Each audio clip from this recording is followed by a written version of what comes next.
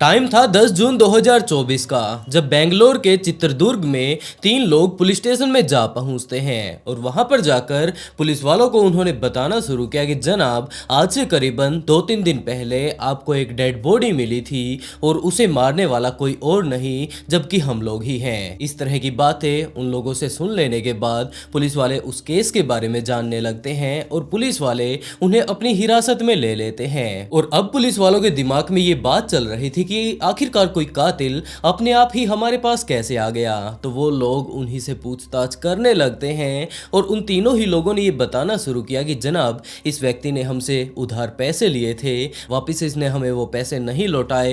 काफ़ी बार हमने ये बात इससे कही थी कि वो हमारे पैसे हमें लौटा दे, लेकिन ये लौटाने का नाम नहीं ले रहा था। और उसके बाद हम लोगों को काफ़ी ज़्यादा गुस्सा आता है। हम लोग नॉर्मली इससे मिलने के लिए इसे अपने पास बुलाते हैं और वहाँ पर हम लोगों के बीच हाथापाई हो जाती है, जिसमें कि इस व्यक्ति ने अपनी जान गंवा दी। जैसे ही ये सारी बातें पुलिस वालों को पता चलती हैं तो सबसे पहले तो पुलिस वालों के दिमाग में यही बात आई कि केस सोल्व हो चुका है। लेकिन जैसे जैसे पुलिस वाले इस केस के ऊपर और ज़्यादा कार्रवाई करते हैं कि आखिरकार तुमने किस तरीके से उसे मारा, कहाँ पर ले जाकर मारा, और इन सारी ही चीज़ों के बारे में डिटेल से पुलिस वाले जब उनसे पूछते हैं तो पुलिस ऑफिसर्स को पता चलता है कि ये केस काफ़ी ज़्यादा उलझा हुआ है।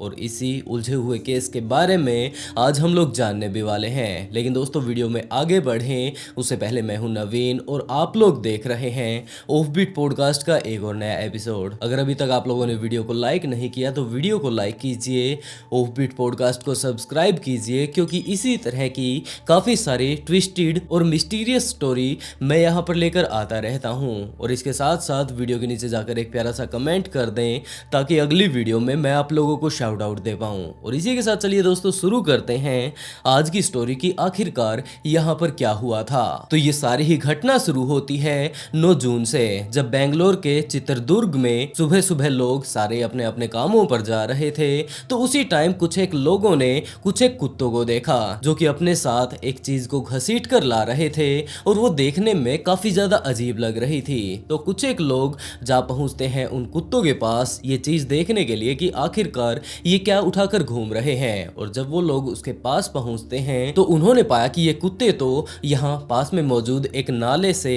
एक डेड बॉडी उठा लाए हैं। ये डेड बॉडी किसी इंसान की थी। और ये सारी ही चीजें जैसे ही वो लोग देखते हैं तुरंत पुलिस वालों के पास कॉल कर देते हैं और कुछ ही देर बाद पुलिस वाले यहाँ पर आ पहुंचते हैं। सबसे पहले पुलिस वालों के दिमाग में यही बात आती है इस डेड बॉडी को देखकर कि हो सकता है किसी बंदे ने यहाँ पर सुसाइड कर लिया होगा। लेकिन इन सारी ही चीज़ों के बारे में तो अच्छे से तभी पता चल पाएगा जब इसकी पोस्टमार्टम रिपोर्ट आ जाएगी। तो उसको उठाकर पोस्टमार्टम के लिए भेज दिया जाता है और तब तक पुलिस वाले उसके घर वालों के बारे में पता करने लगते हैं कि एक बंदा 30 से 40 साल का हमें मिला है इस तरह से। तो यहाँ आसपास के किसी भी पुलिस स्टेशन में क्या उसकी मिसिंग कंप्लेंट दर्ज करवाई गई है। और इसी तरह ढूंढते ढूंढते पुलिस वालों को पता चलता है कि हाँ, एक 33 साल का लड़का रेणुका स्वामी जो कि फार्मासिस्ट का काम किया करता था वो अपने घर से गायब है। उसकी मां ने पुलिस स्टेशन आकर उसकी मिसिंग कंप्लेंट दर्ज करवाई थी और वो करीबन एक दिन पहले से ही गायब है। तो पुलिस वाले रेणुका स्वामी के घर वालों से पूछताछ करने लगते हैं कि आपका लड़का क्या किसी डिप्रेशन में था या फिर उसे किसी और तरह की दिक्कत हो। लेकिन उसके घर वालों ने साफ इनकार कर दिया कि जनाब, उसकी जिंदगी बिल्कुल बढ़िया चल रही थी। हाँ, हम ये बात बोल सकते हैं कि उसके पास ज्यादा पैसे नहीं थे, लेकिन उसकी जिंदगी में इस तरह की कोई दिक्कत भी नहीं थी कि वो आत्महत्या ही कर ले। तो पुलिस वालों को अब ये बात लगने लगी कि हो सकता है उसके यार दोस्तों ने उसे इस तरह मार डाला होगा। और तब तक उसकी पोस्टमार्टम रिपोर्ट भी आ चुकी थी जिसमें कि ये बात पता चलती है कि इसे आखिरी टाइम में काफी गंदे तरीके से पीटा गया है। इसके शरीर के अलग अलग हिस्सों में काफी सारी चोटें आई हुई हैं, मुंह का जबड़ा तोड़ दिया गया है और भी काफी सारी सेंसिटिव इंजरी इसे आई हुई है। तो पुलिस वाले इस केस के ऊपर अब काम करने लगते हैं कि आखिरकार इस बंदे की किसके साथ दुश्मनी थी, किसने इसे मार डाला होगा। और यही बातें सोचते सोचते जब 10 तारीख को पुलिस वाले इस केस के ऊपर इन्वेस्टिगेशन कर रहे थे तो 3 लोग पुलिस वालों के पास जा पहुंचते हैं और उन्होंने जाकर कहा कि जनाब, हमने इस बंदे को मारा है। दरअसल इस बंदे ने हमसे पैसे उधार लिए थे, लेकिन इसने पैसे हमारे नहीं लौटाए। उसके बाद हमने इसे अपने पास मिलने के लिए बुलाया और वहां पर हम लोगों के बीच कहा सुनी हो जाती है। हम लोगों का काफी ज्यादा गुस्सा आ गया और उसके बाद हम लोग इसे मारने लगते हैं। हम लोग बिल्कुल भी इसे जान से नहीं मारना चाहते थे, लेकिन वहाँ पर जिस तरह की लड़ाई हम लोगों के बीच हुई उसके बाद ज़बरदस्ती ही ये अपनी जान गंवा देता है। हमारी ऐसी कोई भी मंशा नहीं थी, लेकिन फिर भी इस बंदे ने अपनी जान गंवा दी। पुलिस वालों को ये बात सुनकर काफ़ी ज़्यादा हैरानी हुई कि कातिल अपने आप ही हमारे पास आए हैं। तो वो लोग उनसे और ज़्यादा डिटेल से पूछताछ करने लगते हैं और वो तीनों ही नॉर्मली यही बातें बताते हैं कि जनाब हम लोग इसे बिल्कुल भी मारना नहीं चाहते थे, काफ़ी ज़्यादा गुस्सा हमें आ चुका था जिसके कारण कि इसने अपनी जान गंवा दी। हमने इसे मारा पीटा था और उसके बाद इसने अपनी जान गंवा दी। और ये सारी ही बातें देख लेने के बाद पुलिस वालों को ये बात लगने लगे कि केस तो सोल्व हो चुका है, लेकिन फिर भी पुलिस वाले इस बात को कंफर्म कर लेना चाहते थे, जिसके तौर पर पुलिस वाले उनसे अलग अलग तरह के काफ़ी सारे सवाल करते हैं। उन्हें अलग अलग बैठा लिया गया था। उसके बाद जितने भी उनसे सवाल पूछे जाते हैं उन सभी के जवाब उन्होंने एक जैसे नहीं दिए। और उसके बाद पुलिस वालों को थोड़ा थोड़ा शक होना शुरू हुआ कि जरूर ये कोई नॉर्मल मौत नहीं है, यहाँ पर एक षड्यंत्र रचा गया है और उसके बाद इस व्यक्ति को मारा गया है। लेकिन आखिरकार अगर षड्यंत्र रचा गया होता तो ये लोग अपने आप को बचाने की कोशिश करते, लेकिन ये लोग तो खुद ही पुलिस वालों के पास आए हैं, यहाँ पर आकर इन्होंने सरेंडर किया है, तो आखिरकार इनका क्या मकसद हो सकता है। इसी तरह के पुलिस वाले अभी अंदाजे लगा रहे थे और उसके बाद पुलिस वालों ने ये बात चेक करनी शुरू की कि आखिरी रात जब ये मर्डर हुआ था ये लोग कहाँ पर मौजूद थे। उन सभी के फोन कॉल्स की डिटेल को चेक किया जाता है कि उस टाइम ये लोग किस किस से बातें कर रहे थे और इसके साथ साथ इस बारे में भी पता किया जाता है कि इनके मोबाइल कहाँ कहाँ पर मौजूद थे, किस किस टावर से ये जुड़े हुए थे और उस रात ये तीनों ही या पूरी रात इसके साथ रहे थे या फिर इनके साथ कोई और भी मिला हुआ है। इन सारी ही चीज़ों के बारे में जब पुलिस वाले इन्वेस्टिगेशन करने लगते हैं तो पुलिस वालों को पता चलता है कि ये तीनों ही उस रात एक साथ मौजूद थे और ये लोग उस व्यक्ति को इस जगह पर लेकर गए थे।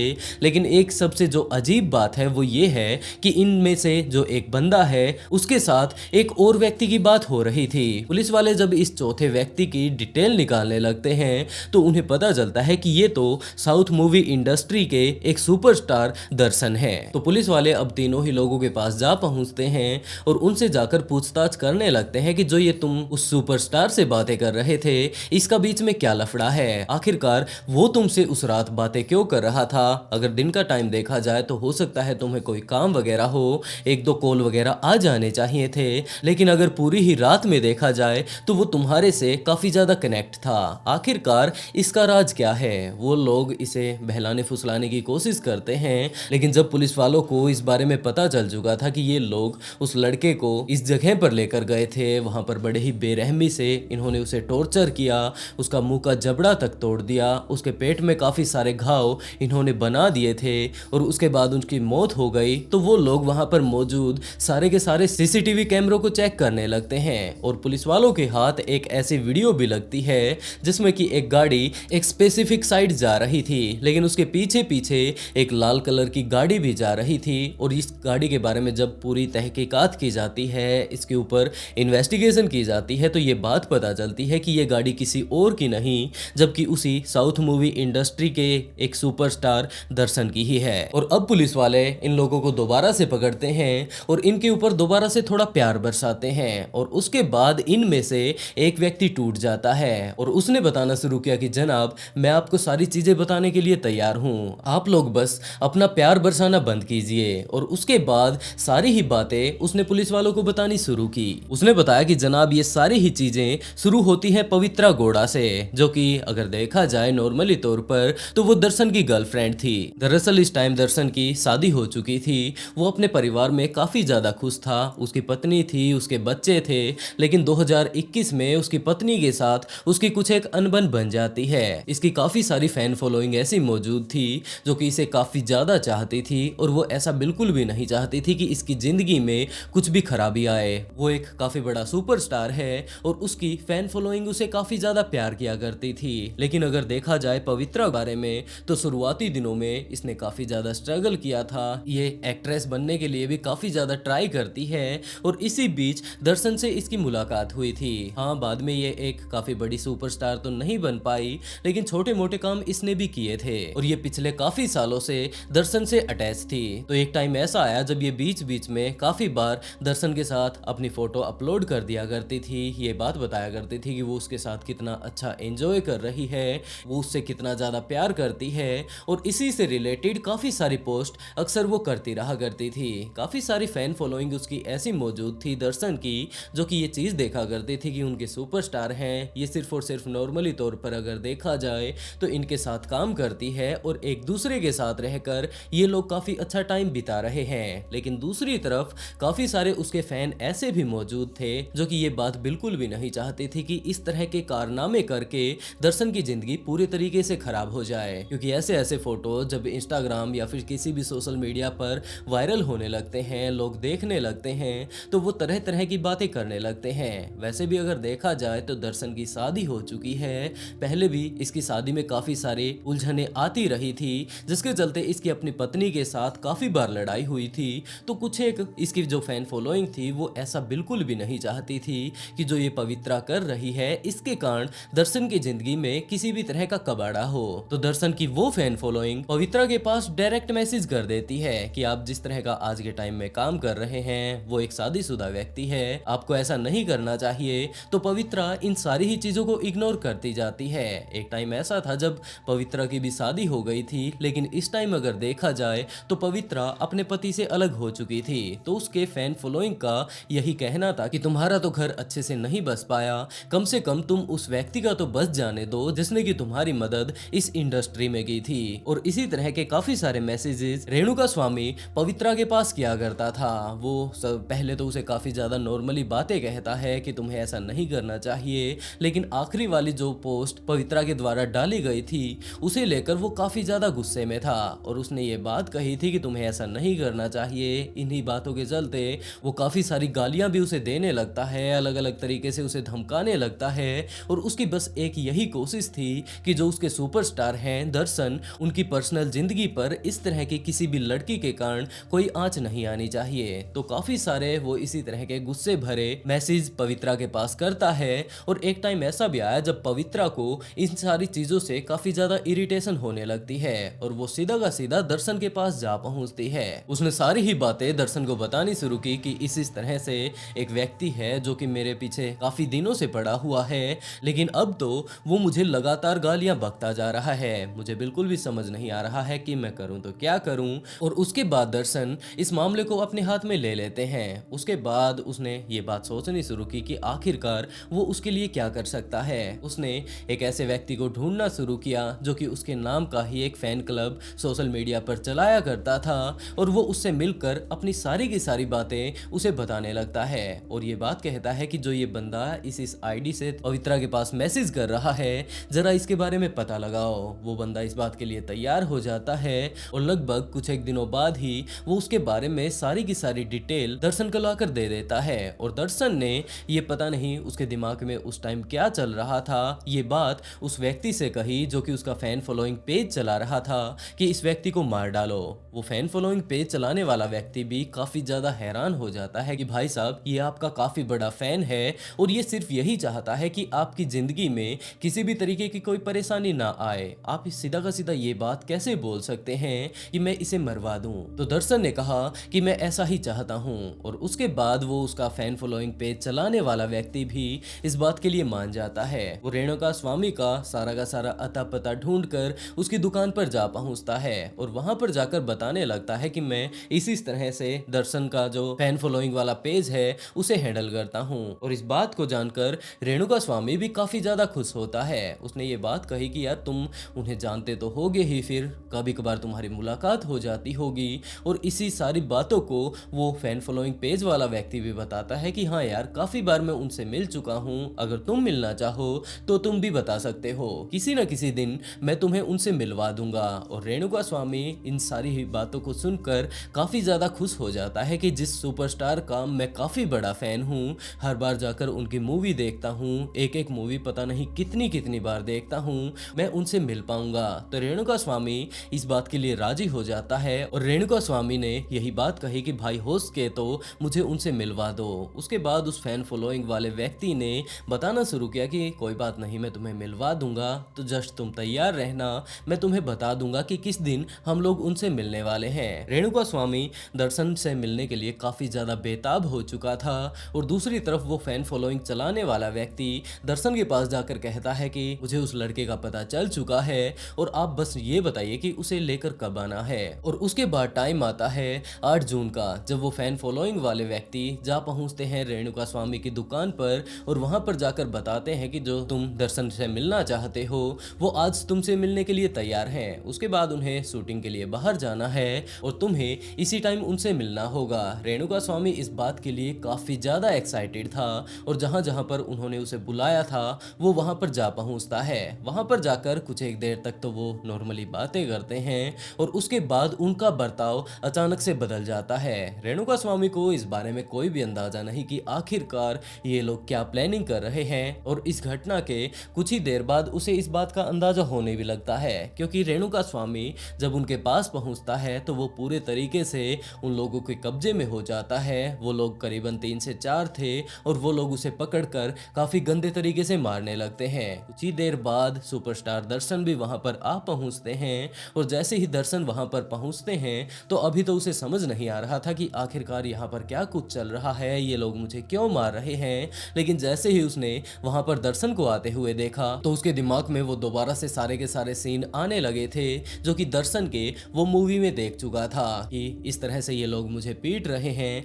और मेरा हीरो आ गया, अब ये मुझे बचा लेगा, इन सारों को ही मारकर यहाँ से भगा देगा। लेकिन ऐसा बिल्कुल भी नहीं हुआ, क्योंकि दर्शन आते ही इसे ही मारने लगता है। अभी तक इसे बिल्कुल भी नहीं पता था कि आखिरकार ये लोग मुझे क्यों मार रहे हैं। उसके बाद उसने पूछना शुरू किया कि आखिरकार मेरी गलती क्या है, आप लोग मुझे क्यों मार रहे हो, मैं तो आपका काफी बड़ा फैन हूँ। तो दर्शन ने बताना शुरू किया कि इसी तरह से जो तुम उस लड़की के पास मैसेज कर रहे हो, उसे तंग कर रहे हो, ये सारी चीजें इसी कारण तुम्हारे साथ हो रही हैं। और ये उसी टाइम का समय था जब पुलिस वालों ने रात के समय एक गाड़ी को आते हुए देखा था। उसके पीछे पीछे एक दूसरी गाड़ी भी आ रही थी और वो दूसरी गाड़ी किसी और की नहीं जबकि दर्शन की ही थी। वहां पर वो लोग काफी बेरहमी से इसे मारते हैं, इतना बुरे तरीके से वो लोग उसे मारते हैं कि इसके शरीर पर अलग अलग जगहों पर काफी सारे निशान पड़ चुके थे, उसका जबड़ा टूट चुका था, मुंह का काफी ज्यादा बुरा हाल हो चुका था। और इतने काफी गंदे तरीके से पीट लेने के बाद दर्शन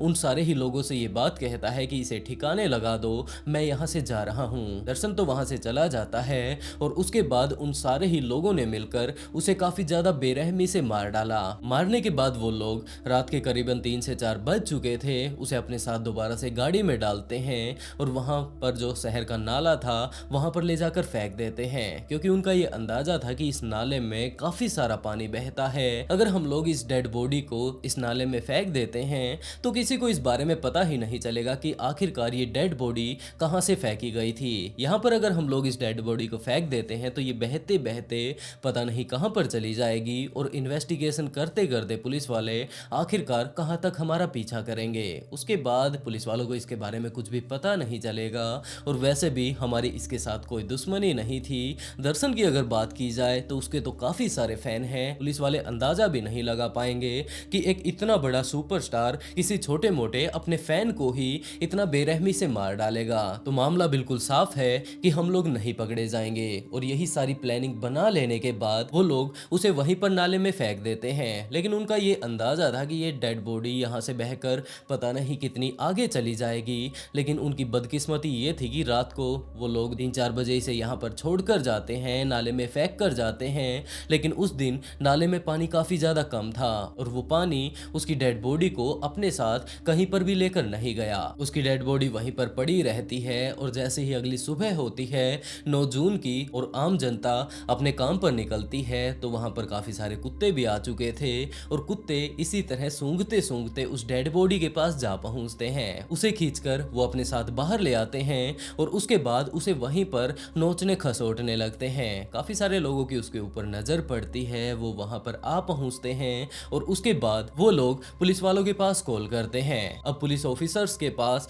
ये सारे के सारे प्रूफ मौजूद थे कि किस तरह से इन लोगों के पास दर्शन ने कॉल किए। आखिरी टाइम में अगर सीसीटीवी वीडियो में देखा जाए तो वो भी अपनी गाड़ी लेकर इन लोगों के पीछे पीछे जा रहा था और जिस तरीके के मैसेज रेणुका स्वामी पवित्रा को कर रहे थे ये सारे ही सबूत अब पुलिस वालों के हाथ में थे। जिसके बाद पुलिस वाले सीधा का सीधा जाते हैं हैं और दर्शन को गिरफ्तार कर अपने साथ ले आते हैं। और अभी भी पुलिस वाले इस केस के ऊपर इन्वेस्टिगेशन कर रहे हैं कि ये सारी चीजें तो ठीक हैं, लेकिन इसके अलावा भी क्या यहाँ पर कुछ ऐसी घटना घटी थी जिसके बारे में अभी भी हमें नहीं पता। और इस केस के बारे में दर्शन से भी पूछताछ की जा रही है। वैसे दोस्तों, आप लोग इस केस के बारे में क्या कहना चाहेंगे, खास तौर पर दर्शन के उस निर्णय के बारे में जिसके बारे में किसी को कोई अंदाजा नहीं कि आखिरकार वो इस तरह से अपने ही फैन की जान कैसे ले सकता है, वो भी इस छोटी सी बात को लेकर कि उसका फैन ये चाहता था कि दर्शन की जिंदगी किसी भी तरीके से किसी भी समस्या में ना आए, उसे पारिवारिक समस्याओं का सामना ना करना पड़े। इसके लिए उस लड़की को वो जाकर जस्ट धमका ही रहा था